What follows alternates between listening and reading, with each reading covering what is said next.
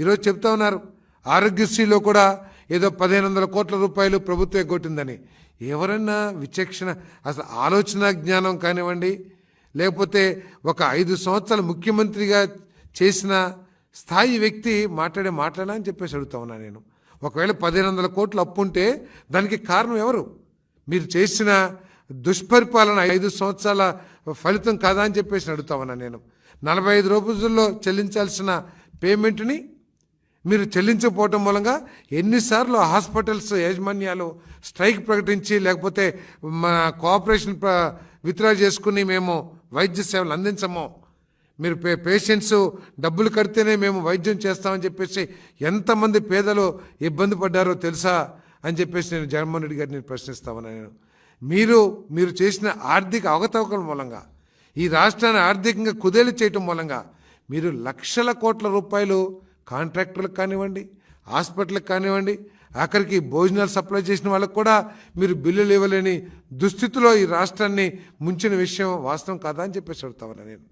రాష్ట్రాన్ని దాదాపు 11 లక్షల కోట్ల అప్పులు ఊబిలోకి దించేసి ఈరోజు పత్తితులాగా 1500 కోట్లు ఇవ్వలేదు, ఆరోగ్యశ్రీకి డబ్బులు చెల్లించలేదని చెప్పేసి ప్రచారం చేయటం ఎంతవరకు ఆలోచించేయమని చెప్పేసి నేను ఇటువంటి అబద్ధాలని మానుకోమని చెప్పేసి కూడా ఈ సందర్భంగా తెలియజేస్తామని నేను.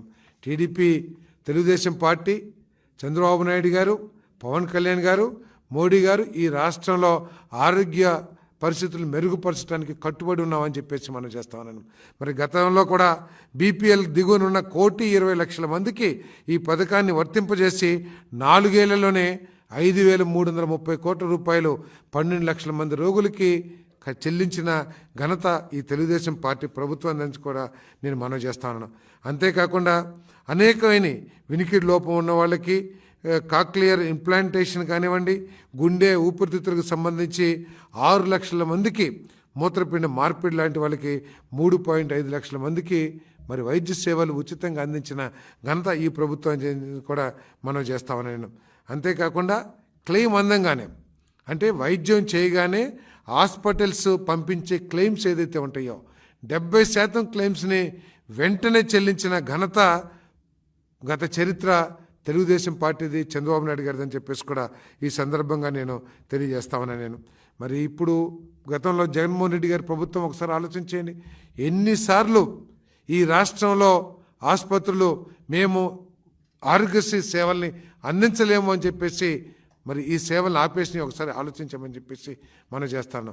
మీ చేతకాని తలం మూలంగా ఎంతమంది పేదలు ఈ ఆరోగ్యశ్రీ కింద వైద్య సేవలు కోల్పోయారో కూడా ఒకసారి ఆలోచించమని చెప్పేసి మనం చేస్తాను.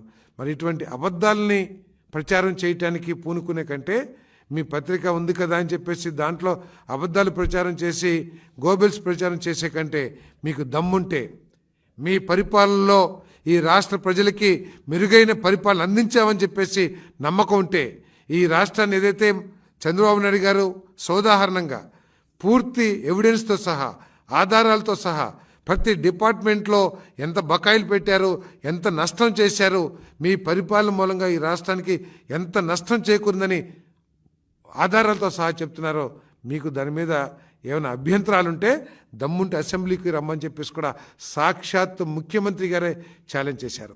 మీకు ఇప్పటికైనా సరే ఇటువంటి అబద్ధాలు ప్రచారం చేసే కంటే అసెంబ్లీకి వచ్చి మీ వాదన ఏముందో, లేకపోతే మీరు చేసిన ఘనమైన పనులు ఏమున్నాయో, ఈ రాష్ట్రాన్ని ఏ విధంగా మీరు మేలు చేశారో, లేకపోతే ఏ విధంగా ఈ రాష్ట్రం దుర్గతి పాలైందో చర్చించడానికి ప్రభుత్వం అసెంబ్లీ వేదికగా సిద్ధంగా ఉందని చెప్పేసి కూడా మనం చేస్తూ